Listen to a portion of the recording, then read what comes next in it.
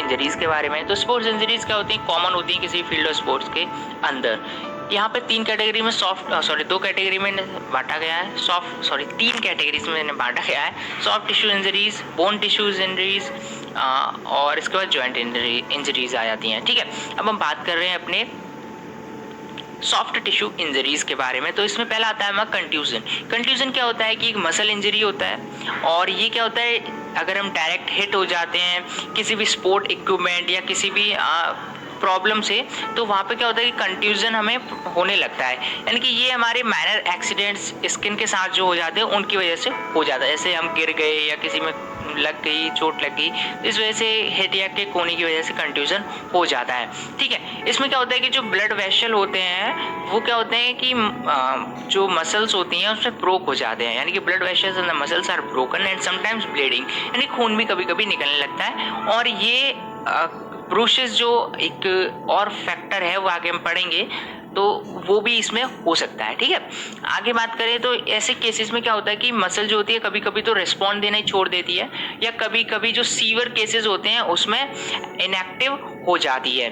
ठीक है, आगे अगर देखें तो इसमें इसके प्रिवेंशन के बारे में हम बात करते हैं। तो चलो प्रिवेंशन के बारे में डिस्कस कर लेते हैं। तो पहला आता है हमारा प्रॉपर वार्म अप हमें बॉडी में करना चाहिए। जब ट्रेनिंग या कॉम्पिटिशन में हम जब भी जा रहे हैं तो हमारी बॉडी को एक्सरसाइज कर लेना चाहिए हमें प्रॉपर्ली, क्योंकि जब भी हम वार्म अप करते हैं तो हमारी बॉडी के अंदर ब्लड फ्लो अच्छे से होता है, हमारी जो मसल्स होती हैं वो वार्म हो जाती हैं, और वार्म होने की वजह से उनके अंदर एक स्ट्रेचेबल या फ्लेक्सिबिलिटी आ जाती है। साथ में हमें स्ट्रेचिंग एक्सरसाइजेस भी हमें कर लेनी चाहिए वार्म अप के ड्यूरिंग ही। साथ में हमें कंडीशनिंग भी अच्छे से कर लेनी चाहिए जब प्रिपरेटरी पीरियड हमारा होता है, प्रिपरेशन के टाइम पे। ठीक है, प्रोटेक्टिव इक्विपमेंट्स को हमें यूज करना चाहिए हमारे रिक्वायरमेंट, गेम या स्पोर्ट्स की रिक्वायरमेंट के अकॉर्डिंग। स्पोर्ट्स जो इक्विपमेंट होते हैं वो गुड क्वालिटी के होने चाहिए और हमें यूज करने ही हैं। ठीक है, साथ में क्या है कि जो प्ले फील्ड्स होते हैं वो स्मूथ और क्लीन होने चाहिए। ठीक है, तब ये प्रॉब्लम नहीं हो सकती है। इसके बाद क्या होता है कि हमें साइंटिफिक नॉलेज होनी चाहिए किसी भी गेम के बारे में, क्योंकि यार जब तक हमें नॉलेज नहीं होगी तो हम उस गेम को अच्छे से कैसे प्ले कर पाएंगे, हमें कैसे हिट करना है। ऐसा तो है नहीं कि आप क्रिकेट के अंदर विदाउट बैट आप किक करोगे बॉल को, सामने से आ रही है तो टूट जाएगा बैट। ठीक है, आगे क्या है कि प्लेयर जो होते हैं वो उन्हें केयरफुल होना चाहिए और अलर्ट रहना चाहिए। ठीक है, कंपटीशन प्रैक्टिस के थ्रू उस टाइम पे। अब आता है हमारा स्ट्रेन। स्ट्रेन की बात करें तो स्ट्रेन भी एक मसल इंजरी होता है। ये हमारा मिल्ड यानी कि छोटा मोटा या सीवियर यानी कि थोड़ा सा डेंजरस भी हो सकता है। ये क्या है कि प्रैक्टिस और कंपटीशन के ड्यूरिंग हमें हो जाएगा, और ये ट्विस्टिंग या पुलिंग ऑफ मसल्स के वजह से होता है हमें। ठीक है, इसके बाद इसके प्रिवेंशंस देख लेते हैं।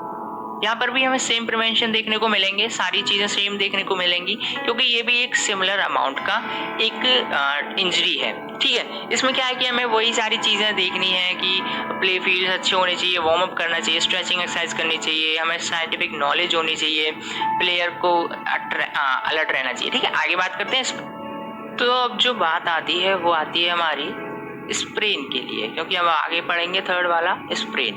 तो स्प्रेन क्या होता है वो थोड़ा सा जान लेते हैं। ठीक है, शुरुआत करते हैं कि एक तो लिगामेंट इंजरी होती है। लिगामेंट इंजरी यानी कि हमारे जो जॉइंट्स से, जैसे रिस्ट हुई, हमारा एंकल हुआ, ऐसे कुछ जो जॉइंट्स होते हैं बॉडी में, उनके अंदर जो इंजरी आ जाती है, और ये किस वजह से आती है, या तो हम ज़्यादा ओवर स्ट्रेचिंग कर दें या जो लिगामेंट्स होते हैं वो फट जाए, टियर हो जाए। ठीक है, इसके बाद क्या होता है कि जब ये ओवर स्ट्रेचिंग होती है या टियरिंग ऑफ लिगामेंट्स होती है, यानी कि हमारा जब स्प्रेन आता है तो उसके साथ हमें फ्रैक्चर होने की कंडीशन भी बन जाती है। अगर इसमें देखा जाए कि अगर कोई सीवियर पेन है, स्वेलिंग है, इन्फ्लेमेशन है, टेंडरनेस है, ये सारे सिम्टम्स इसके अंदर आते हैं, क्योंकि ये डिपेंड करते हैं कि सीवियरिटी कितनी है स्प्रेन की, यानी कितना डेंजरस है या किस लेवल का आपको स्प्रेन आया है, तो ये इस पर टोटली डिपेंड करेंगे। ठीक है, इसका जो पेन, स्वेलिंग, इन्फ्लेमेशन या टेंडरनेस जो भी है, वो सारे जो सिम्टम्स हैं इसके सीवियरिटी पर डिपेंड करेंगे। अब इसके कुछ प्रिवेंशन जान लेते हैं। प्रिवेंशन में वही सिमिलर प्रिवेंशन है, पहले बॉडी को वार्म अप करो किसी भी एक्टिविटी में इंडल्ज होने से पहले, उसके बाद आपको कंडीशनिंग करनी चाहिए प्रिपरेटरी पीरियड से पहले, और आपको प्रोटेक्टिव इक्विपमेंट्स पहनने चाहिए गुड क्वालिटी के। साथ में आपको रूल्स ज़रूर फॉलो करने चाहिए, क्योंकि अगर आप रूल्स फॉलो नहीं करोगे तो क्या होगा कि आप रेगुलर तरीके से खेलोगे, हो सकता है आपके गेम मैच के बीच में रूल्स को ब्रेक करने के लिए आपको बहुत सारे ऐसे स्टेप्स लेने पड़े जिसमें आपकी बॉडी को इंजरी हो सकती है। जैसे किसी प्लेयर को धक्का देना, तो हो सकता है वो आपको उल्टा धक्का दे। ऐसे कुछ जो रूल्स ब्रेक करने के बाद जो प्रॉब्लम्स होती हैं, ऐसे रूल्स ब्रेक नहीं करने चाहिए आपको जब भी किसी स्पोर्ट्स एक्टिविटी में पार्टिसिपेट कर रहे हो। साथ में आपको अपने फटीग है, अगर आप थक गए हो या ज़्यादा आपको प्रॉब्लम प्रॉब्लम हो रही है बॉडी के अंदर कि आप और नहीं खेल पाओगे, तो आप खुद को प्रेशराइज मत करो, क्योंकि हो सकता है आपको कोई सीवियर इंजरी हो जाए। ठीक है, आगे बात करें तो इसमें क्या होता है कि जो स्पोर्ट्स इक्विपमेंट जो भी होते हैं हमारे, वो अच्छी क्वालिटी के होने चाहिए, जो भी यूज होने वाले हैं गेम में या स्पोर्ट के अंदर। ठीक है, आगे अगर देखें तो इसमें क्या है कि हमारे जो प्ले फील्ड्स होते हैं वो स्मूथ क्लीन होने चाहिए। ठीक है, अगर आप खेल रहे हो, स्पोर्ट्स एक्टिविटी में इंडल्ज हो, तो आपको अपने आप को बचाना है गिरने से। ठीक है, साथ में आपको अपनी बैलेंस डाइट भी अच्छे से लेनी है, ताकि आपकी मसल्स स्ट्रांग रहे। बाई चांस आप गिर भी जाओ तो आपकी मसल्स वियर टियर ना करें। ठीक है, आगे बात करें तो क्या है कि आपको अपना बॉडी वेट हेल्दी मेंटेन करके रखना है। साथ में आपको वैसे ही जूते पहनने हैं जो आपको फिट हो, क्योंकि आपकी इंजरीज जो आने वाली है वो मेन आपका रिस्ट या आपके एंकल्स के अंदर आने वाली है। तो इन चीज़ों को मेंटेन रखने के लिए आपको रिस्ट बैंड्स और एंकल तक के जो शूज़ होते हैं वो आपको पहनने चाहिए, और फ्लैट सरफेस पे आपको रनिंग करनी है अगर रनिंग की ज़रूरत है तो। ठीक है, साथ में आपको केयरफुल और अलर्ट भी रहना है प्रैक्टिस और कंपटीशन के दौरान। आगे अगर बात करें तो आएगा हमारा एब्रेशन। तो एब्रेशन क्या होता है? ये एक मेजर इंजरी होती है। अब तक हम पढ़ रहे थे एक मसल इंजरी या एंकल इंजरी तक हमने पढ़ा, अब ये हमारी मेजर इंजरी है। साथ में क्या होता है, ये फ्रिक्शन की वजह से आती है। आपने देखा होगा कि बहुत बार आपका हाथ पैर या कभी भी किसी दीवार से किसके या किसी इक्विपमेंट से टकरा गए, तो आपको क्या होता है कि जो जगह आपकी जैसे एल्बो होती है आपकी बहुत नियर होती है स्किन के, तो वो क्या होता है कि फट जाती है स्किन, और वहाँ फ्रिक्शन की वजह से कुछ स्पॉट्स पड़ जाते हैं, उसे हम एब्रेशन कहते हैं ना, घिसाव कहते हैं। ये क्या है कि आप अगर किसी हार्ड सर्फेस से गिर जाओ तो उस वजह से भी हो सकती है। ठीक है, इसमें क्या होता है कि ये सीवियर नहीं होती है, जैसे लैक्रेशन होता है। लैक्रेशन क्या होता है? हमारा लैक्रेशन कि उसके अंदर हमारा कट हो जाता है, इस वजह से ब्लीडिंग होती है। तो यहाँ पर सीवियर नहीं होता है, उससे कम थोड़ा खतरनाक होता है, और ब्लीडिंग भी नहीं होती है, लेकिन ब्लीडिंग हो भी सकती है। तो लेकिन यहाँ पर क्या होता है कि ये लैक्रेशन से थोड़ा सा सेफ होता है। ठीक है, आगे बात करें तो इसमें एक मिल्ड एब्रेशन टाइप की एक और वैरायटी आ जाती है, जिसमें आपको, जिसे हम ग्रेजेस या स्कार्प्स के नाम से जानते हैं, वो ब्लीड नहीं करते हैं, लेकिन वो अगर डीप हो जाए तो ब्लीडिंग होने के चांसेस बहुत ज़्यादा रहते हैं। ठीक है, अगर आगे बात करें प्रिवेंशन की, तो प्रिवेंशन में क्या होता है कि वही प्रॉपर वार्मिंग अप होना चाहिए, आपका कंडीशनिंग होनी चाहिए, गुड क्वालिटी के इक्विपमेंट्स होने चाहिए, रूल्स भी आपको फॉलो करने हैं, अपना फटीक में नहीं खेलना है, स्पोर्ट्स इक्विपमेंट भी गुड क्वालिटी के सभी सिमिलर हैं यहाँ पे आपको देखने को मिल रहे हैं। यहाँ पे बस इतना है, और एक और एक्स्ट्रा आया कि आपको अपनी जो भी स्किन के आसपास वाली जो मतलब जो ज़्यादा मसल्स नहीं है वहाँ पे, जहाँ पे स्किन के पास में ही आपकी बोन है या कुछ ऐसे स्क्रैचेस आने के डर रहते हैं, तो वहाँ पे आपको अपने आप को कवर कर लेना चाहिए किसी क्लॉथिंग के लेयर से। ठीक है, और आपको करेक्ट टेक्निक भी आनी चाहिए पार्टिसिपेशन से पहले कि मुझे गिरना नहीं है या ऐसे मुझे गेम को पार्टिसिपेट करना है। ठीक है, आगे हमारा आता है ब्रूसेस। ब्रूसेस क्या होता है कि ये ब्लू मार्क, जैसे आप गांव में बोलते हैं कि नील पड़ गया, तो ये सारी चीज़ें क्यों होती हैं, इसे हम ब्लू मार्क कहते हैं, और ये स्किन के अंडर होता है, जिसे ब्रूसेस कहा जाता है। ठीक है, ये टिश्यूज के अंदर पाया जाता है। स्किन जो होती है, अपर स्किन, वो अनअफेक्टेड होती है। ब्लड जो होता है वो स्किन के अंदर ही फैलने लगता है, क्योंकि वहाँ पर रप्चर्ड ब्लड वेसल्स होते हैं, इस वजह से वो ब्लड फैलने लगता है वहाँ पर। ठीक है, और ये क्या होता है कि जैसे कि कोई स्पोर्ट्स पर्सन बम्प कर गया कहीं या गिर गया, तो किसी स्पोर्ट्स इक्विपमेंट के साथ ऐसा हो गया, तो मतलब उस केस में भी आपको ये प्रॉब्लम हो सकती है। ठीक है, ये क्या होता है, शुरुआत में तो रेडिश कलर का होता है, लेकिन आफ्टर सम टाइम ये ब्लू हो जाता है और यहाँ पे डार्क पर्पल कलर में मिलता है आपको।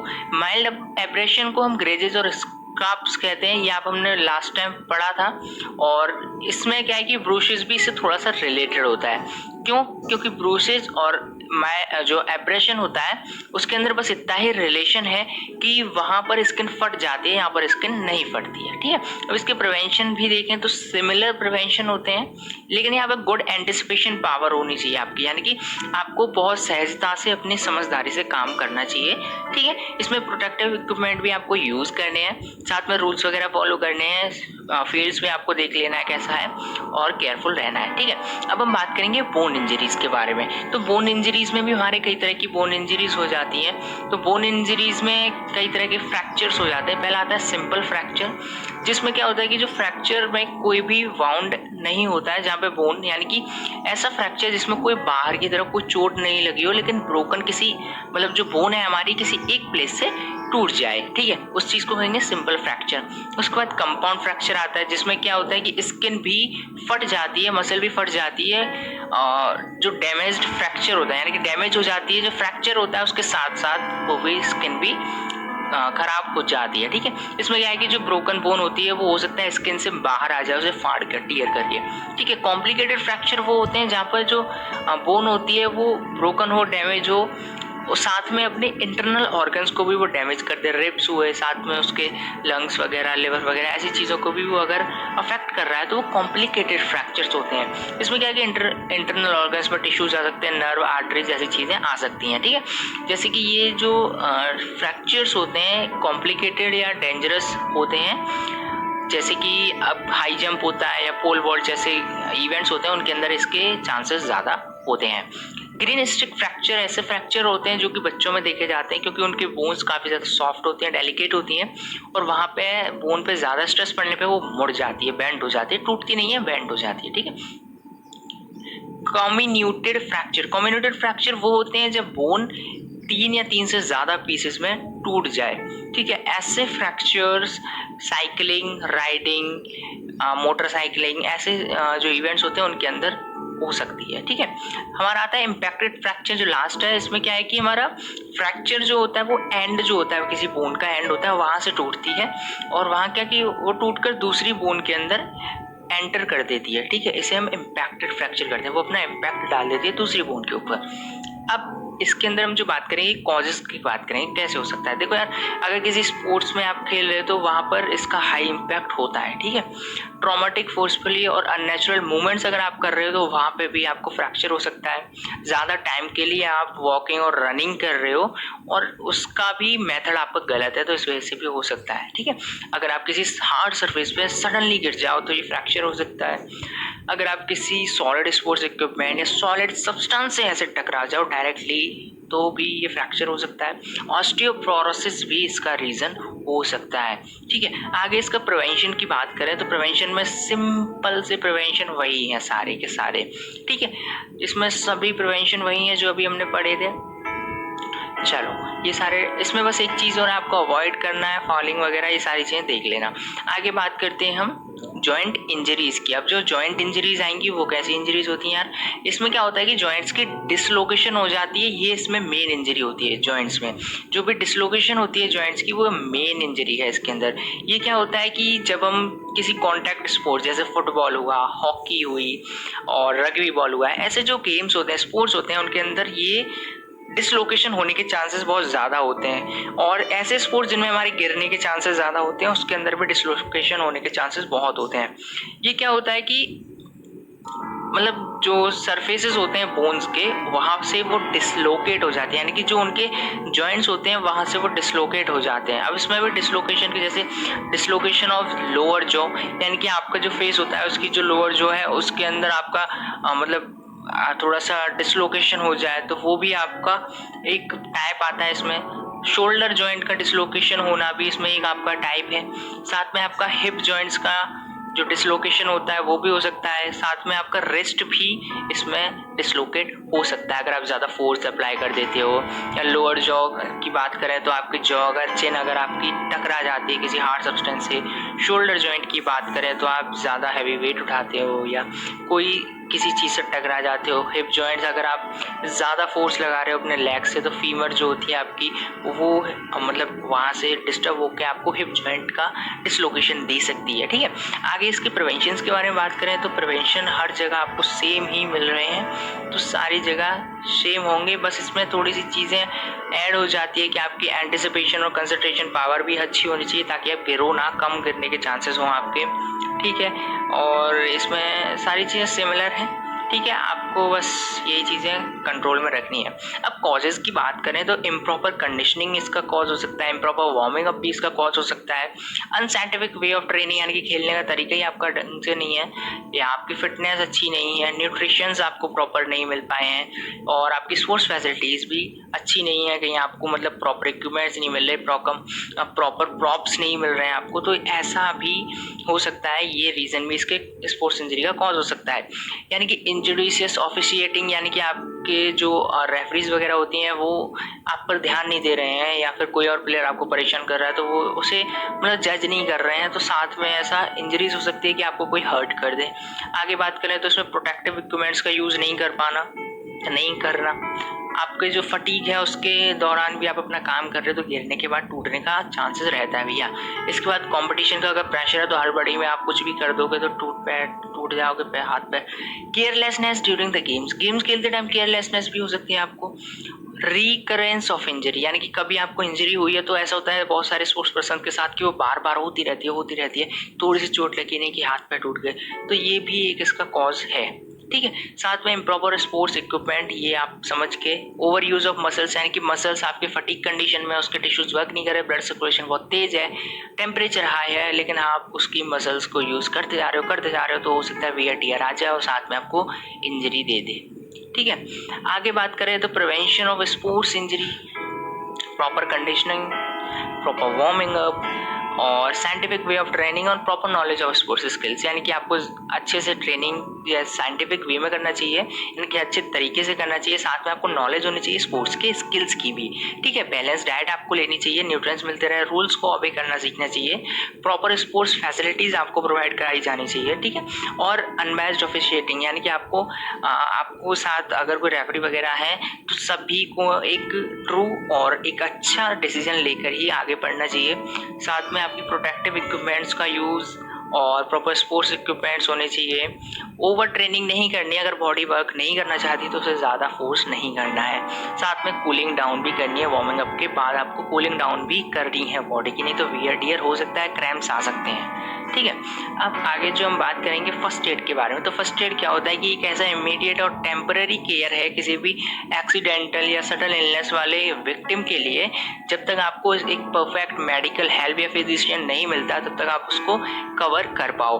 ठीक है, तो फर्स्ट एड भी एक ऐसा हेल्प होता है, फर्स्ट हेल्प होता है किसी भी वाउंडेड एक्सीडेंट विक्टिम का जब तक डॉक्टर नहीं आ जाता। ठीक है, इसका एम होता है कि आपकी लाइफ को बचाया जाए, साथ में पेन और सफरिंग जो होती है उससे दूर भगाया जाए, और आपकी जो कंडीशन होती है वर्जनिंग, यार जो कंडीशन है उसे कंट्रोल कर लिया जाए, ज़्यादा बुरी कंडीशन ना हो, रिकवरी अच्छे से जल्दी हो पाए, साथ में आपकी अर्ली मेडिकल एड जो जल्दी से आपको मिल पाए। ठीक है, आगे अगर बात करें तो मैनेजमेंट की बात करेंगे, हम इंजरीज की मैनेजमेंट हम कैसे कर सकते हैं। देखो, एब्रेशन को मैनेज कैसे करेंगे, फर्स्ट ऑफ ऑल क्या करना है, आपको क्लीन करनी है वो पार्ट जहाँ पर आप अफेक्टेड हो चुके हो एब्रेशन से, फ्रेश वाटर के साथ, और वहाँ पे अगर कोई डेड टिश्यू ग्रेवल है जो कि उससे चिपक रहे होंगे या फिर कोई स्टिक वगैरह लगी हो, वो सारी चीज़ें निकाल देनी है वहाँ से चिपकी हुई उस एब्रेशन वाले एरिया से। उसके बाद क्या करना है, आपको उसे क्लीन करना है अच्छे साफ सुथरे कॉटन के साथ, साफ सुथरे गॉज के साथ, और डर्ट वगैरह वहाँ से हटा देनी चाहिए। ठीक है,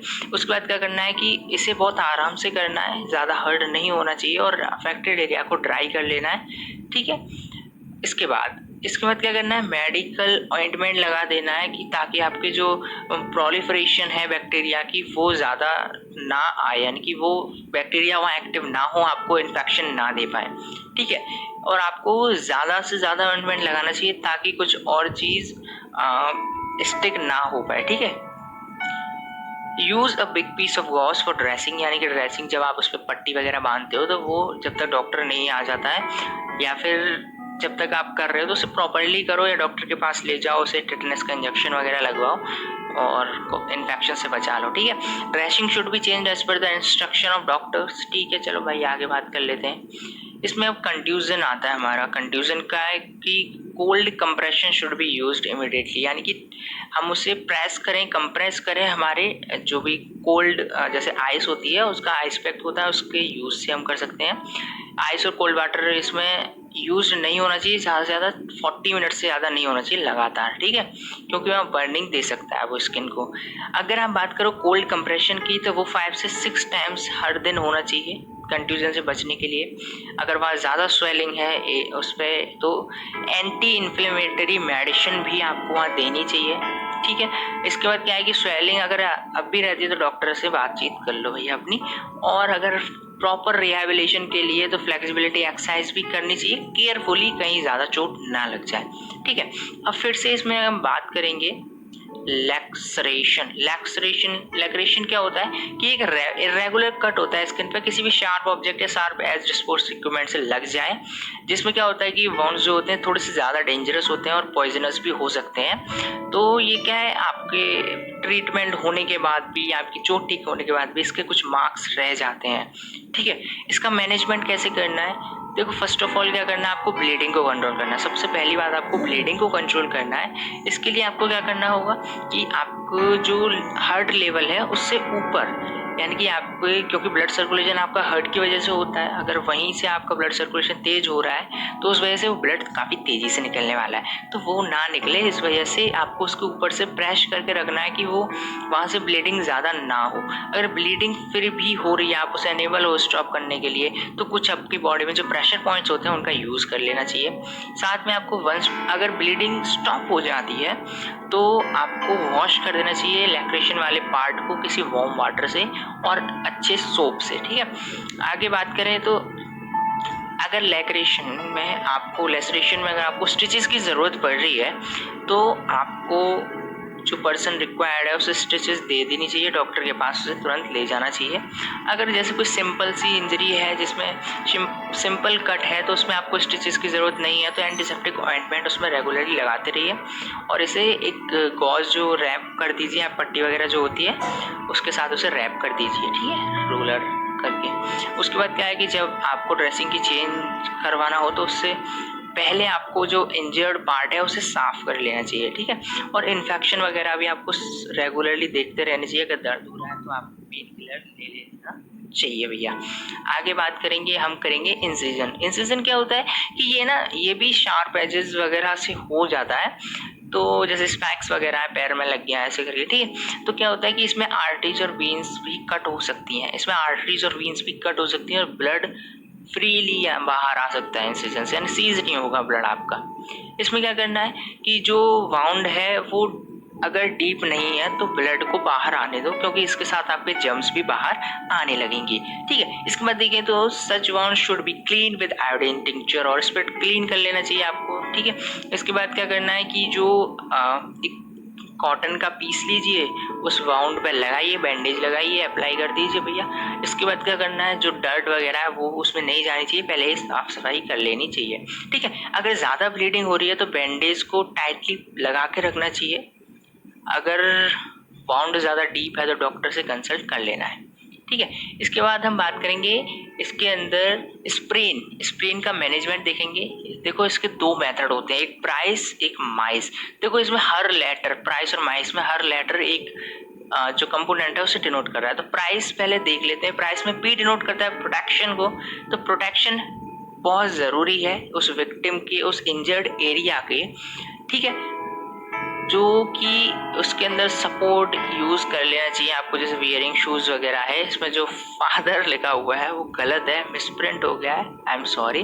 विक्टिम फ्रॉम फर्दर इंजरी है ये, further injury by using a support और wearing shoes that enclose a support the feet, यानी कि आपको प्रोटेक्शन करनी है। टोटली सीधी बात ये है, उस जगह की प्रोटेक्शन तुरंत आपको लग जाना है। जैसे वियरिंग शूज़ है तो उससे ही बचा लो, उसके रोक लो यार उसकी चोट वोट को। ठीक है, जैसे हो जाए। इसके बाद रेस्ट करना है। ये बेनिफिशियल होता है कि आप कितना ज़्यादा रेस्ट कर रहे हो, जितना ज़्यादा रेस्ट करोगे अर्ली स्टेज में तो आपका वाउंड जो है जल्दी से हील हो जाएगा, हील होने लगेगा। ठीक है, इसमें आपको ज़्यादा टेम्पटेशन और मूव नहीं करना है इंजर्ड पार्ट को, यानी कि ज़्यादा मतलब हड़बड़ी में नहीं आना है। ज़्यादा हड़बड़ाहट में आपको टेम्पटेशन दिखाते हुए उस पार्ट को मूव करने लग जाए तो हो सकता है आपको, अगर हर्ट कर रहा है तो ज़्यादा चोट लग सकती है। आगे जो आई है वो आइस को डिनोट करता है, तो आइस हमें डायरेक्टली उस एरिया पे लगा देनी चाहिए जहाँ पे इंजरी हुई है जितनी जल्दी हो सकता है, क्योंकि ये ब्लीडिंग और स्वेलिंग दोनों को रोक देता है, क्योंकि ये ब्लड सर्कुलेशन को लो कर देता है। ठीक है, इससे क्या होता है कि जो इंजर्ड एरिया होता है वो पेन से थोड़ा सा रिलैक्स हो जाता है। साथ में आपको इसे रैप एक वेट क्लॉथ के अंदर करना चाहिए, क्योंकि स्किन बर्न होने लगती है। और इसको लगभग 5 मिनट लगाइए अगर कोई स्मॉल एरिया है, जैसे रिस्ट हुई, अगर 20 मिनट किसी लार्ज एरिया तक लगा लीजिए आप। ठीक है, इसके बाद कंप्रेशन सी से डिनोट किया जाता है। और कंप्रेशन में क्या है, ये इंजर्ड एंकल या नी और रिस्ट जो होते हैं इसमें रिड्यूसिंग करने के लिए यूज़ करना चाहिए, यानी कि compression of an injured ankle, knee और wrist helps in reducing the swelling as well as bleeding, यानी कि उसे कंप्रेस करके रखना चाहिए दबा के रखना चाहिए ताकि ब्लीडिंग ना हो ज़्यादा फर्दर। एलिवेशन क्या होता है कि जो इंजर्ड एंकल है, नी है, उसके अंदर एलिवेशन ऐसे लाना चाहिए कि ब्लड अगर आपका फॉरवर्ड डायरेक्शन में फ्लो कर रहा है तो उसे बैकवर्ड डायरेक्शन में लेकर आना चाहिए। अगर ऊपर फ्लो कर रहा है तो उसे नीचे, यानी कि आपको ऐसे फ्लो लगा देना चाहिए जिसमें हार्ट लेवल से ज़्यादा ऊंचा आपका पैर हो जाए, ठीक है, जिससे कि आपकी स्वेलिंग रिड्यूस हो जाएगी। अगर अब आगे हम इसमें देखें तो हमारा आता है स्प्रेन, ठीक है। स्प्रेन में हमारा सिर्फ माइस प्रोसीजर जो आगे आया है इसे देख लेते हैं। इसमें माइस मोबिलाइजेशन, यानी कि आपको कुछ इंजर्ड पार्ट जो कि थोड़ा बहुत मूव हो सकता है, आपको लग रहा है कि इसमें हम मूव कर सकते हैं अपने मूवमेंट के रेंज के अकॉर्डिंग, तो आप उसे मूव करिए, अवॉइड मत करिए उस पेन को। पेन अगर ज़्यादा हो रहा है तो उस मूवमेंट्स को बिल्कुल मत करना, ठीक है, क्योंकि ये अगर आप उसमें मूव कर पा रहे हो तो ये आपकी जो मसल्स हैं उन्हें वेस्ट होने से बचा सकता है, उनके यूज़ होने से वो दोबारा से रिकवर होने लगेंगी, ठीक है। अगर मूवमेंट इजी है आपके लिए करना तो उसकी मूवमेंट की जो रेंज है उसे बढ़ाते रहिए, धीरे धीरे बढ़ाते रहिए, ठीक है। अगर बेसिक फंक्शन इंजर्ड पार्ट का रिस्टोर हो गया तो उसके बाद हल्की हल्की एक्सरसाइज करने लग जाइए ताकि आपका जो रिहेबिलिटेशन है वो होता रहे, ठीक है। इसके बाद आइस आता है। आइस में क्या है कि वो मतलब हमें जो ट्रीटमेंट है आइस के साथ वो थोड़े दिन लगाए रखना चाहिए, यानी कि कंटिन्यूसली 1 वीक तक हमें हमारी इंजरी कितनी गहरी है उसके अकॉर्डिंग उसे हमें यूज़ कर देना चाहिए 4 से 5 दिन तक। के बाद हम उसे हीट ट्रीटमेंट ज़रूर दें, क्योंकि जैसे हॉट पैड्स होते हैं उन्हें अप्लाई करना चाहिए, क्योंकि यहाँ पर हमारे साथ क्या हुआ कि आइस में ब्लड सर्कुलेशन रुक गया, लेकिन अब जब हम उसे हीट देंगे तो ब्लड सर्कुलेशन फिर से अफेक्टेड एरिया का शुरू हो जाएगा। अब कंप्रेशन की बात करते हैं, तो कंप्रेशन में क्या करना है कि ये कंटिन्यू रखना चाहिए हमें कुछ दिन के लिए, ताकि आपका जो जब रिक्वायर नहीं है तब आपको ये बंद कर देना चाहिए, ठीक है। कंप्रेशन को कंटिन्यू रखना चाहिए ताकि आपका ब्लड जो है वो थोड़ा सा वार्म भी रहे और प्रेसिंग की वजह से वो थोड़ा सा फ्लो में भी आ जाए बाद में, ठीक है। एलिवेशन की बात करें तो ये आपको तब तक करके रहना चाहिए जब तक आपका स्वेलिंग वगैरह कम नहीं हो जाती है, हीट या रेडनेस जब तक आपकी ख़त्म नहीं हो जाती है, ठीक है। अब हमारा जो नेक्स्ट आता है वो आता है स्ट्रेन। स्ट्रेन के लिए प्रोसीजर सिर्फ प्राइस वाला है। प्राइस के अंदर सिमिलर चीज़ें आएंगी, प्रोटेक्शन आएगा, ठीक है, इसमें रेस्ट आएगा और आइस आएगी और कंप्रेशन आएगा और एलिवेशन आएगा। ये 5 चीज़